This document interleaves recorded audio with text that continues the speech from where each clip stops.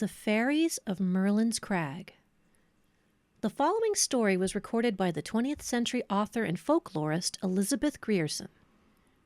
Born and raised in the Scottish borders, we are fortunate enough as readers that through her various folk and fairy tale collections, a great deal of Scottish folklore has been preserved. This specific story takes place in Lanarkshire, a historic county in the central lowlands of Scotland, in a spot called Merlin's Crag. Yes, that same Merlin who looms ever-present in the tales of King Arthur, Lancelot, Guinevere, and Morgana, and who has a surprising number of connections with Scotland.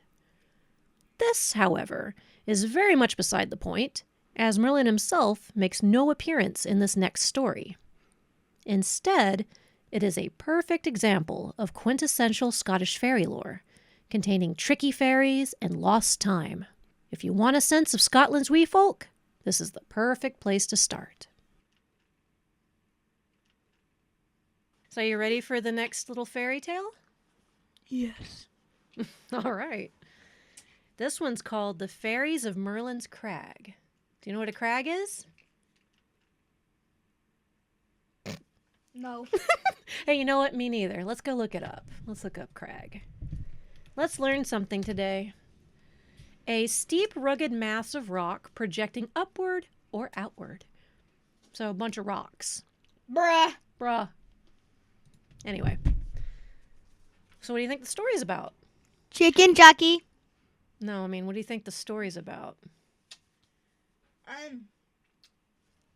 A guy using Elmo and there's a fairy. A guy using Elmo and there's a fairy. All right, well, let's see if you're right. About 200 years ago, there was a poor man working as a laborer on a farm in Lanarkshire. That's in Scotland. He was what is known as an aura man. You know, like, aura. An aura man, that is. He had no special work mapped out for him to do, but he was expected to undertake odd jobs of any kind that happened to turn up. One day, his master sent him out to cast peats on a piece of moorland that lay on a certain part of the farm. Now, this strip of moorland ran at one end to a curiously shaped crag, known as Merlin's Crag, because, so the country folk said, that famous enchanter had once taken up his abode there. The man obeyed, and, being a willing fellow, when he arrived at the moor, he set to work with all his might and main. He had lifted quite a quantity of peat from near the crag when he was startled by the appearance of the very smallest woman that he had ever seen in his life. She was only about 2 feet high, and she was dressed in a green gown and red stockings, and her long yellow hair was not bound by any ribbon, but hung loosely around her shoulders. She was such a dainty little creature that the astonished countryman stopped working, stuck his spade into the ground, and gazed at her in wonder. His wonder increased when she held up one of her tiny fingers and addressed him in these words. What wouldst thou think if I were to send my husband to uncover thy house? You mortals think that you can do aught that please you? Then, stamping her tiny foot, she added in a voice of command, Put back that turf instantly, or thou shalt rule this day. Now, the poor man had often heard of the fairy folk, and of the harm that they could work to unthinking mortals who offended them. So in fear and trembling he set to work to undo all his labor, and to place every divot in the exact spot from which he had taken it. When he was finished, he looked round for his strange visitor. But she had vanished completely. He could not tell how nor where. Putting up his spade, he wended his way homewards, and going straight to his master, he told him the whole story, and suggested that in future the peats should be taken from the other end of the moor. But the master only laughed. He was a strong, hardy man, and had no belief in ghosts or elves or fairies, or any other creature that he could not see. But although he laughed, he was vexed that his servant should believe in such things. So to cure him, as he thought, of his superstition, he ordered him to take a horse and cart and go back at once, and lift all the peats and bring them to dry in the farmsteading. The poor man obeyed with much reluctance, and was greatly relieved, as weeks went on, to find that, in spite of his having done so, no harm befell him. In fact, he began to think that his master was right, and that the whole thing must have been a dream. So matters went smoothly on. Winter passed, and spring and summer, until autumn came round once more, and the very day arrived on which the peats had been lifted the year before. That day, as the sun went down, the Aura man left the farm to go home to his cottage, and as his master was pleased with him because he had been working very hard lately, he had given him a little can of milk as a present to carry home to his wife. So he was feeling very happy, and as he walked along he was humming a tune to himself. His road took him by the foot of Merlin's Crag, and as he approached it, he was astonished to find himself growing strangely tired. His eyelids dropped over his eyes as if he were going to sleep, and his feet grew as heavy as lead. "I will sit down and take a rest for a few minutes," he said to himself. "The road home never seemed so long as it does today." So he sat down on a tuft of grass right under the shadow of the crag, and before he knew where he was, he had fallen into a deep and heavy slumber. When he was awoken, it was near midnight, and the moon had risen on the crag, and he rubbed his eyes, when by its soft light he became aware of a large band of fairies who were dancing round and round him, singing and laughing, pointing their tiny fingers at him and shaking their wee fists in his face. The bewildered man rose and tried to walk away from them, but turn in whichever direction he would, the fairies accompanied him, encircling him in a magic ring, out of which he could in no wise go. Such a weird sentence. Out of which he could in no wise go. At last they stopped, and, with shrieks of elven laughter, led the prettiest and daintiest of their companions up to him and cried, tread a measure, oh man! Then wilt thou not be so eager to escape from our company." Now the poor... Are you okay? Are you scared for him? Yes. Now the poor laborer was but a clumsy dancer, and he held back with a shamefaced air. But the fairy who had been chosen to be his partner reached up and seized his hands, and lo! Some strange magic seemed to enter into his veins, for in a moment he found himself waltzing and whirling, sliding and bowing, as if he had done nothing else but dance all his life. So now he's a smooth dancer. Oh, no. Oh, no. And strangest thing of all, he forgot about his home and his children, and he felt so happy that he had no longer the slightest desire to leave the fairies' company. All night long the merriment went on. The little folk danced and danced as if they were mad, and the farm man danced with them, until at last a shrill sound came over the moor. It was the cock from the... It was the cock, yeah. It was the cock... Hey, it's the name of a chicken or a rooster. It's fine.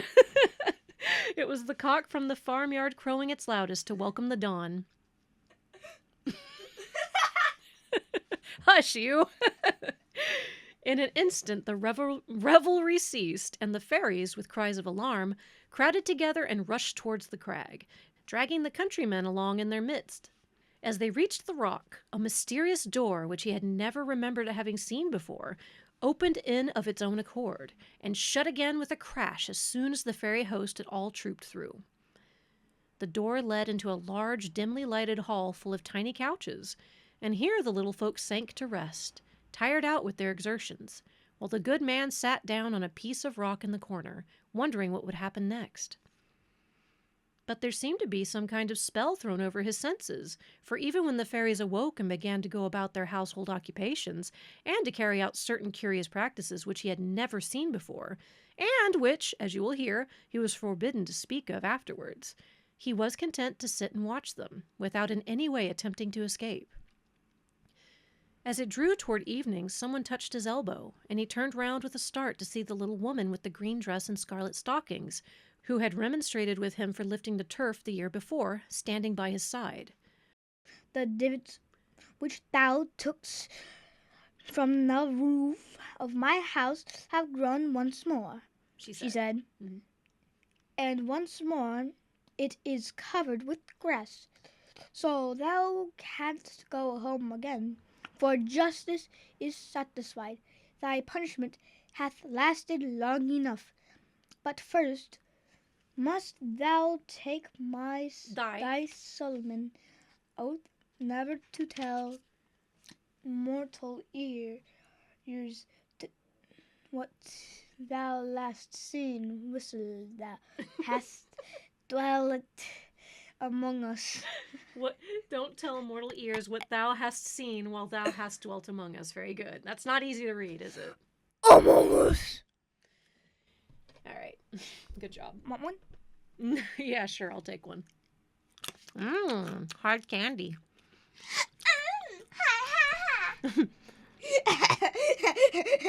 Okay. Shush. Eat your nuts. Calm down. The countryman promised gladly and took the oath with all due solemnity. Then the door was opened, and he was at liberty to depart. His can of milk was standing on the green, just where he had laid it down when he went to sleep, and it seemed to him as if it were only yesternight that the farmer had given it to him. But when he reached his house, he was speedily undeceived, for his wife looked at him as if he were a ghost, and the children whom he had left wee toddling things were now well-grown boys and girls, who stared at him as if he had been an utter stranger. "Where hast thou been these long, long years?" cried his wife when she gathered her wits and seen that it was really he and not a spirit. "And how couldst thou find it in thy heart to leave the bairns and me alone?" And then he knew that the one day he had passed in Fairyland had lasted 7 whole years, and he realized how heavy the punishment had been which the wee folk had laid upon him. He was only gone like a night and part of a day, but it was 7 years in our time. Boy deaf. His kids were almost grown up. They went from being toddlers to like your age, a little bit older. What would you think if, like, for instance, your papa had to do some farm work, and just by moving some peat moss, he ended up going to a fairy party, and then that was it, and he was gone, and we didn't see him for 7 years. I'd be crying. I know, I'd be crying too. That's sad. Well, I guess that's the end of the effing story. See ya! Well, we're not done yet. Oh! I mean, that is the end of the story. So by the time of the Brothers Grimm, it was like the Victorian ages, and people were always trying to find morals or put morals into fairy stories, but a lot of these old ones don't really have morals per se. But if you were to take like a lesson or a theme from the story, what do you think you would take from it? Like, what happened to the man when he... I'd say the man was on drugs. Okay, sure. That's an interpretation you could make. I mean, I think what they were saying, though, was don't upset the natural world or you'll be punished. Like, you know, because they were upsetting the natural world, and that's what caused him to be punished. But sure, he could have been on drugs, too. Just on drugs for 7 years, I guess. On drugs because he was drunk and beer. Beer would not have that effect, I can promise you not that. beer. I mean alcohol. And beer. Oh, okay, alcohol and beer. Alcohol, beer, whiskey. So just a bender, huh? Yeah. All right. I'm still confused how he drank so much beer where he peed himself and survives. I don't remember that part of the story. Are you writing your own headcanon? Yeah. Okay. Can you get up off of me now? No. Okay. We'll go ahead and sign out then. So thank you for joining us. Hope you enjoyed the story. And play Geometry Dash. And play Geometry Dash. Bye.